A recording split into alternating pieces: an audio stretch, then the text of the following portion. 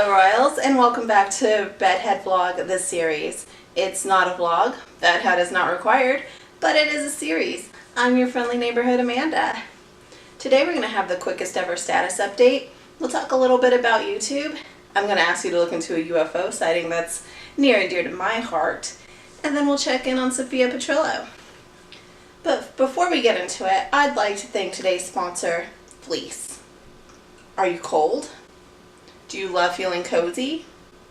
You should use fleece. Be it blankets, pajamas, or just some fleece that you picked up from the fabric store. Fleece is the solution to all your problems.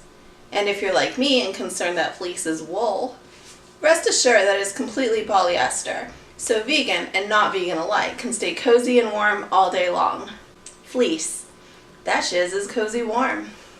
This is the second episode, which means last week was the first episode, and let me tell you that it was better received than I deserve. I didn't even accomplish editing goals that I stated in the video. To be fair, I did crank it out while watching an Oscars live stream. I don't know if that's better or worse, but I'm lucky I remembered to edit it at all. But I figure if you tolerate me at my cringe, you'll love me as I grow, and I am actively brainstorming on how to increase production, buying a light so I don't need the sun, using the microphone I already own. I'm so full of ideas. And of course, I still want to know what's going on with you Royals. Let me know so I can give you snaps. So, let's talk about YouTube. I literally wrote in my notes, if nothing newsy, pimp a YouTube channel, so I think I'm going to do that. All y'all should subscribe to You're So Loud. She already has 200,000 subscribers and doesn't need me to tell 150 people to subscribe to her. But she is absolutely hilarious with her Rhett and Link edits, so I highly suggest checking her out. Okay guys, a million years ago, I said I wanted to solve mysteries with you guys, and then I made this show instead.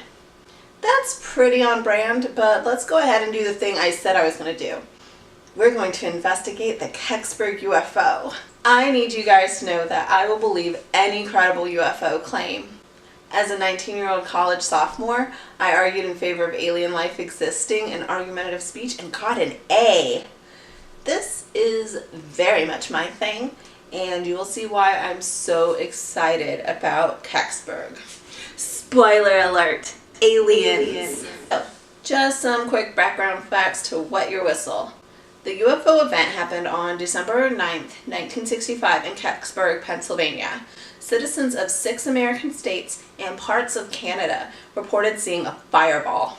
Astronomers said it was likely meteor activity. However, there were witness reports of metal debris attributed to the fireball. There were also grass fires and sonic booms associated with the event. Officials from the U.S. Army and state police searched for the object, but claimed they found nothing. Local residents have claimed the object was acorn-shaped when the event was the subject of an investigation on unsolved mysteries. So this is where I did my independent research, and I'm so excited to share my analysis and conclusion with you. Spoiler alert, aliens. The shape of the object can be debated. Though the acorn shape is the accepted shape, in the December 10th, 1965 issue of the Tribune Review, which was a newspaper, a reporter on the scene, Robert Gaddy, did not find anyone who saw the object, and no one was allowed to go near it. In 2005, NASA said the fireball was a Russian satellite, but the records were misplaced. Sci-Fi Channel-backed reporter Leslie Kean had sued NASA for those records under the Freedom of Information Act in 2003, but the records never materialized. In 2015, Dan Majors of the Pittsburgh Post-Gazette, which is also a newspaper, wrote the object may have been a GE Mark II re-entry vehicle that had been used as part of an Air Force spy satellite. Another popular theory is that the object was Die Glocke, a secret weapon known as the Nazi bell. Die Glocke was an anti-gravity time machine experiment. So here comes the analysis. Right away, I'm ruling out that it was Die Glocke.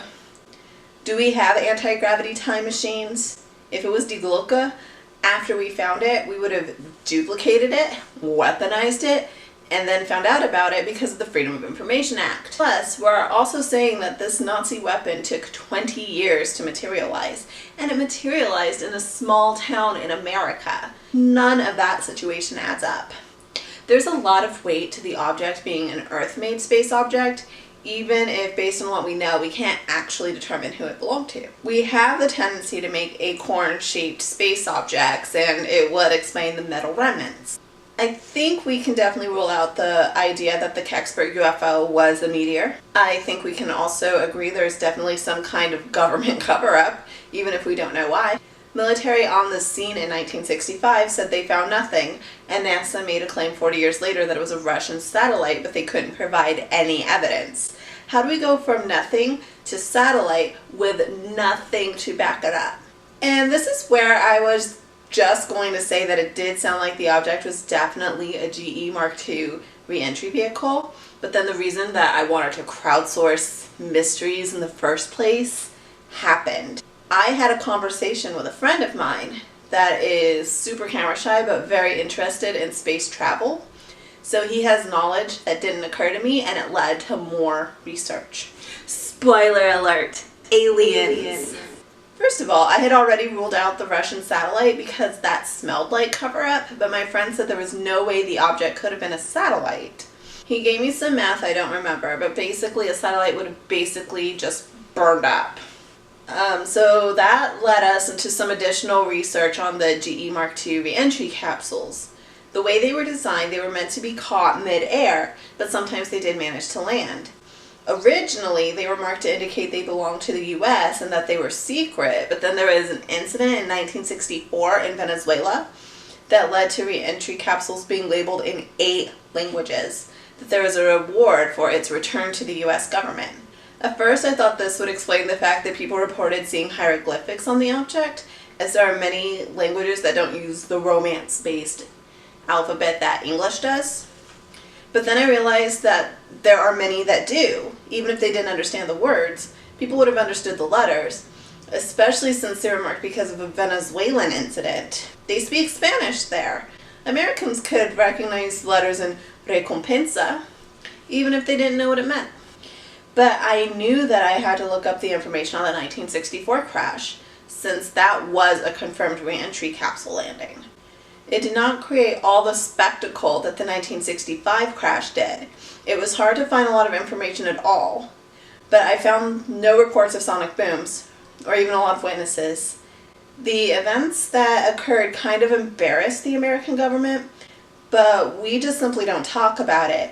We didn't come up with alternate theories about what happened. In fact, the US government did know that the re-entry vehicle was coming in for a landing, but assumed from its speed and trajectory that it was going to burn up, so they didn't go after it. My friend also discovered that at the time of the crash in Kecksburg, our spy satellites were behaving as expected. No randomly falling capsules. I'm so excited to be able to confidently conclude that this might be aliens. Aliens. But I do still have all kinds of questions. If this was a re-entry vehicle, why did it burn so much brighter than the one in 1964? Or just what were people in Venezuela in the 1960s used to that the reports weren't as big as they were in the United States? Why would NASA say it was a Russian satellite when NASA should know how space objects work? If it was really aliens, what happened to them?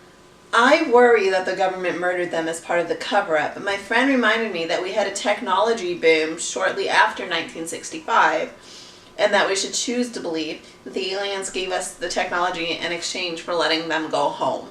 But what do you think? What is going on with the Kecksburg UFO sighting? Let me know in the comments, and I'd love to revisit and bring new ideas to the table. So finally, it's that time where we check on Sophia Petrillo. Guys, it's been a week. I'm 1000% sure that I'm doing this wrong.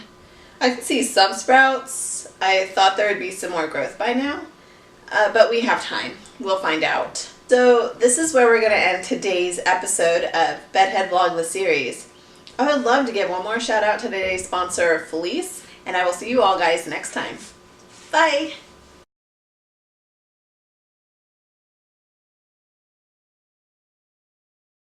aliens.